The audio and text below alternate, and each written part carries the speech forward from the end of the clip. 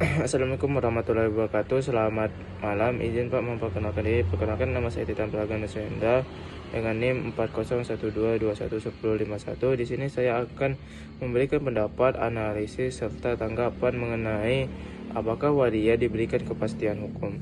Terlebih dahulu kita akan memastikan sebenarnya bagaimana sih perkembangan waria di Indonesia. Nah, pertama adalah waria di Indonesia menghadapi dilema secara normatif dan medis. Pemerintah hanya mengakui dua gender, yaitu laki-laki dan perempuan, dan menetapkan kelompok transgender sebagai penyandang masalah kesejahteraan sosial atau PKMS. Bagaimana sejarah perkembangan identitas waria di Indonesia dikonstruksi oleh masyarakat dan penguasa.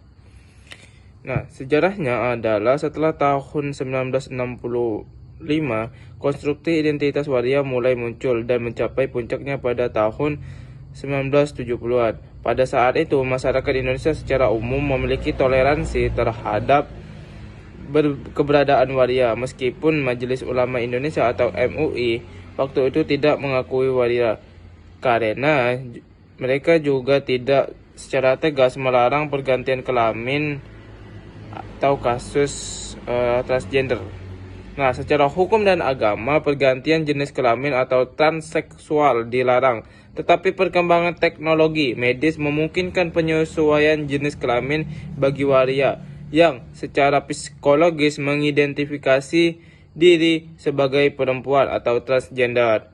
Masa transisi demokrasi pada tahun 1980-an memungkinkan ide-ide gagasan baru lebih diterima, termasuk toleransi terhadap perubahan identitas seorang waria. Namun, setelah tahun 1980-an, situasi berbeda. Perkembangan kelompok-kelompok radikal menyebabkan perubahan identitas tidak lagi diterima. Contohnya pada kasus Alterima yang terlahir sebagai perempuan tetapi tumbuh berkembang sebagai seorang laki-laki meskipun telah melakukan operasi rekonstruksi tubuh di luar negeri dan mengganti akta menjadi laki-laki. Dia tetap dihukum penjara karena dianggap melakukan penipuan terhadap wanita yang dinikahinya dengan tuduhan pemalsuan identitas. Lalu tantangan bagi kelompok transgender di Indonesia sendiri. Kelompok transgender termasuk waria masih menghadapi tantangan serius terkait interseksi dengan persoalan sosial, kultural, dan agama yang tidak mengakui eksistensi mereka.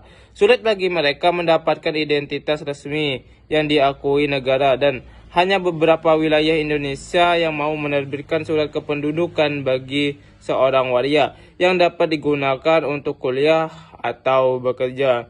Nah, teman-teman, aktivis dan organisasi seperti Waria Crisis Center atau WCC berusaha membantu waria dalam berdamping mental agar mereka bisa menerima diri sendiri dan mandiri.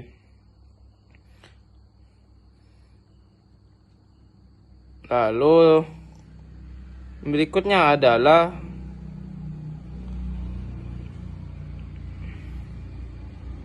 situasi hukum. Nah, waria atau individu transgender di Indonesia ini memerlukan permasalahan yang kompleks, tapi ada beberapa poin yang mungkin perlu dijelaskan terlebih dahulu. Yang pertama adalah perlindungan hukum.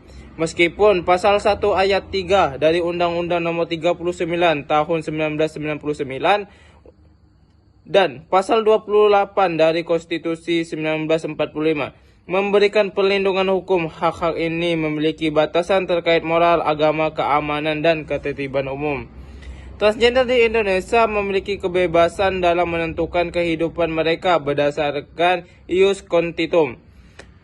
Namun masih dianggap memiliki kelainan dan melanggar norma alam yang tidak sesuai dengan budaya Indonesia. Nah, pengakuan gender sendiri, teman-teman, transgender di Indonesia hanya dapat mengubah identitas gender legal mereka jika mereka telah menjalani operasi perubahan gender itu sendiri. Lalu, selain itu ada diskriminasi dan tantangan. Tidak ada undang-undang khusus di Indonesia yang melindungi komunitas LGBT dari diskriminasi dan kejahatan kebencian.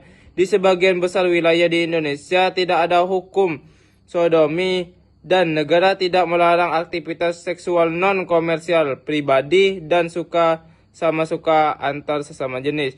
Namun di Aceh homoseksualitas ilegal di bawah hukum syariat Islam dan dapat dihukum cambuk atau penjara.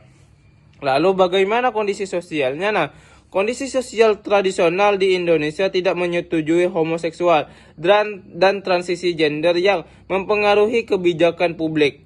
Meskipun Indonesia dikenal sebagai negara muslim yang relatif modern di abad ke-21 ini, kelompok-kelompok muslim fundamentalis yang mendukung syariat telah mendapatkan dukungan yang meningkat. Lalu bagaimana hak pilihnya?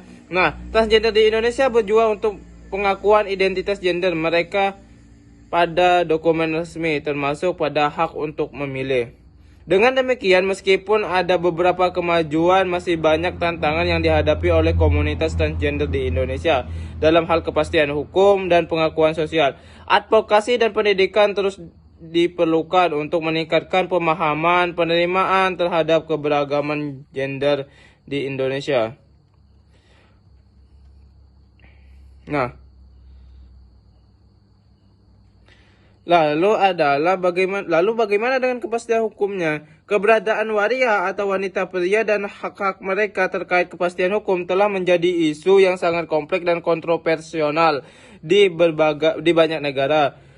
Tapi terkait itu kita perlu melihat aspek legalitas dan pengakuan hukum bagi individu transgender. Yang pertama poinnya adalah legal gender atau pengakuan hukum gender. Bagi individu transgender, pengakuan hukum atas identitas gender mereka sangat penting. Ini mencakup kemampuan untuk mengganti nama, jenis kelamin pada dokumen asli, dan hak-hak lain yang terkait dengan identitas gender. Yang kedua adalah perubahan sosial. Perubahan sosial dapat mempengaruhi pandangan masyarakat dan pemerintah terhadap hak-hak transgender. Ketika mereka semakin memahami keragaman gender, ada tekanan untuk mengakui hak-hak individu transgender. Yang kedua adalah tantangan dan kemajuan serta kekerasan dan diskriminasi. Individual transgender sering menghadapi kekerasan dan diskriminasi. Banyak negara memiliki undang-undang yang membatasi keberadaan mereka atau mengkriminalisasi identitas seorang gender yang berbeda. Lalu bagaimana dengan pengakuan hukumnya? Beberapa negara maju telah mengakui hak-hak transgender. Misalnya Argentina telah mengesahkan undang-undang yang memungkinkan seorang di atas usia 18 tahun untuk memilih identitas gender mereka tanpa persetujuan medis atau pengadilan sebelum penggantian dokumen asli. Jika dilihat dengan pendekatan yang berbeda, maka setiap negara memiliki pendekatan yang berbeda terhadap legalitas seorang transgender.